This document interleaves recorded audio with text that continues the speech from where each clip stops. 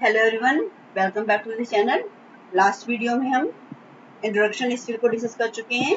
अब हम डिस्कस करेंगे एक्सप्लेनेशन स्किल, व्याख्यान कौशल, जो कि जैसे कि लास्ट वीडियो में बताया था कि जो माइक्रो टीचिंग के दौरान हम इन स्किल्स को क्लास में डेवलप किया जाता है। जो कि टीचर ट्रेनिंग कर रहे हैं बच्चे, वो इनको उनके अंदर इस स्किल को डेवलप किया जाता है। तो आज हम बात कर रहे हैं एक्सप्लेनेशन स्किल की। जब हम अपनी क्लास में कोई टॉपिक पढ़ाने जाते हैं तो उसको इफेक्टिवली एक्सप्लेन करना बहुत जरूरी होता है।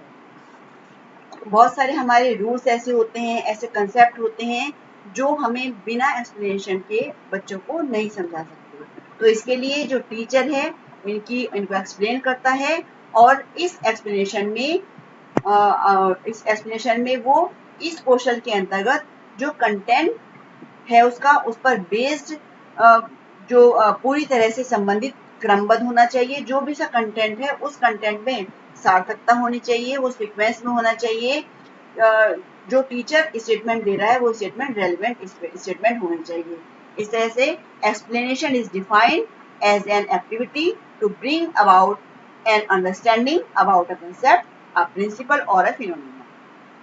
तो इस तरह से अब ये जो इसका माइक्रो प्लान है वो किस तरह से बनेगा और उसके क्या कंपोनेंट होंगे, तो वो देखते हैं। तो चलिए हम बात करते हैं एक्सप्लेनेशन स्किल के कंपोनेंट की।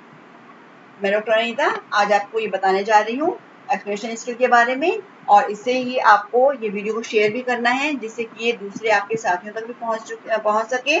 और आपको पसंद आती है तो लाइक कीजिए, न्यू व्यूअर्स हैं तो आप चैनल को सब्सक्राइब जरूर कर लीजिए क्योंकि इस तरह की वीडियो आपको मिलती रहेंगी। तो अब हम देखते हैं इसके कि इसका प्लान किस तरह से होगा।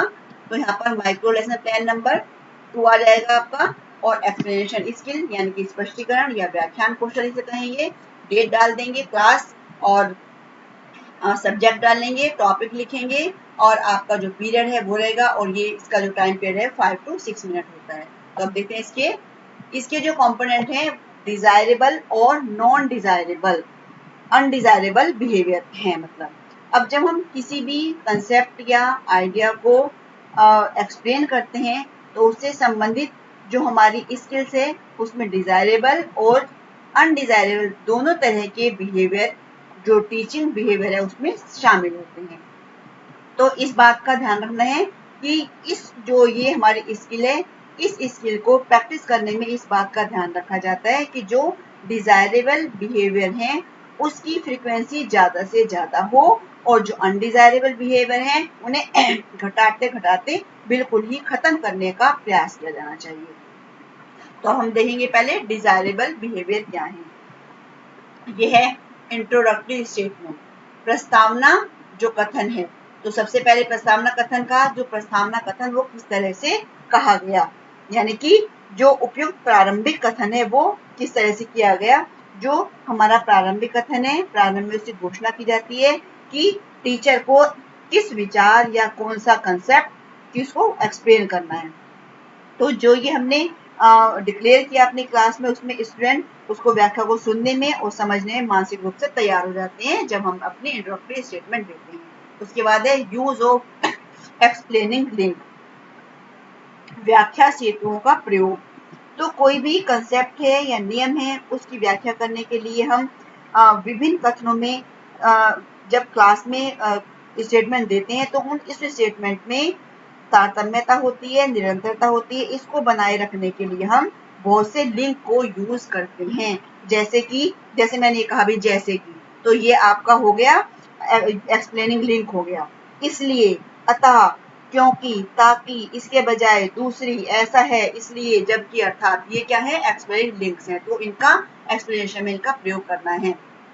उसके बाद है यूज ऑफ विजुअल टेक्निक, दृश्य सामग्री का प्रयोग करना।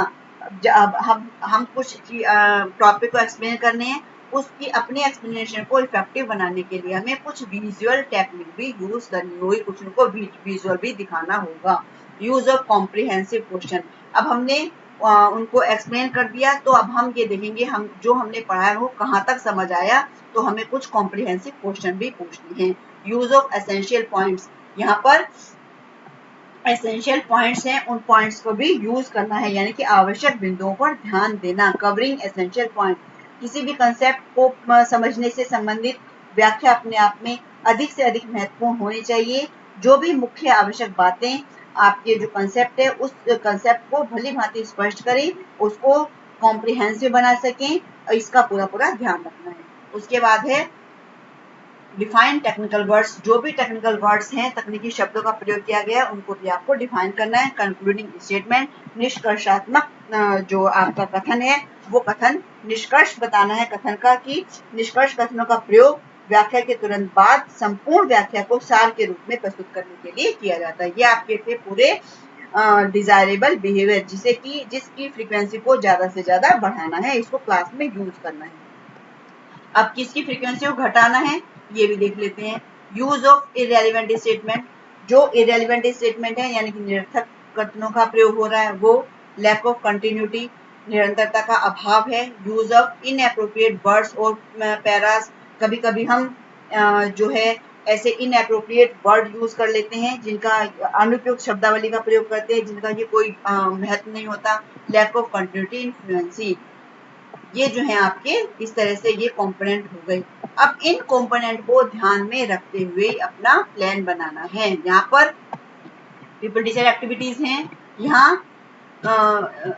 आपकी पीपल एक्टिविटीज हैं, यहाँ कंपोनेंट ऑफ टीचिंग स्किल कौन कौन से, यहाँ पर आप लिख सकते हैं योर टीचिंग एड, यहाँ पर टीचिंग एड भी हो सकता है। तो यहाँ पर यदि आपने कोई विजुअल एड यूज किए तो आपको यहाँ पर उस विजुअल एड को शो करना है। तो यहाँ पर आपको कार्बोहाइड्रेट हमने टॉपिक लिया, उसको एक्सप्लेन करना है। यहाँ पर एक्सप्लेनेशन दे दी गई है उसकी, बता दिया गया कार्बोहाइड्रेट के बारे में। यहाँ पर पूरा एक्सप्लेन करके बताना है कि आप क्या एक्सप्लेन करना चाह रहे हैं। आपने एक्सप्लेन कर दिया, उसके बाद इसी में से ही 3 क्वेश्चन पूछ लिए और इनके आंसर इस वाली कैटेगरी में जहां पर कि ये दिया गया है पीपल टीचर एक्टिविटी, इस एक्टिविटी में इनके आंसर को लिख देंगे। तो इस तरह से आपका प्लान बन जाएगा। अब इसके बाद आपका आ जाएगा जो आपका रेटिंग स्केल है, वो रेटिंग स्केल आपके जो फैकल्टी है, जो ऑब्जर्वर है, उनके द्वारा किया जाएगा और यहाँ पर वो कंपोनेंट लिख दिए जाएंगे। इस कंपोनेंट को आपने कैसे यूज किया, कहाँ यूज किया, ये 5 पॉइंट रेटिंग स्केल है, इसके अकॉर्डिंग आपकी रेटिंग आपको रेट किया जाएगा आपकी टीचिंग को। डिजायरेबल इंट्रोडक्टरी स्टेटमेंट कैसे, कितना, क्या इसमें आपका कौन सा प्लेस आ रहा है, तो यहाँ पर आपको टीचर आपका रेटिंग कर देगा। यूज ऑफ एक्सप्लेनिंग लिंक्स, आपने एक्सप्लेनिंग लिंक कैसे यूज किए, तो इस तरह से यहाँ पर आपकी रेटिंग हो जाएगी।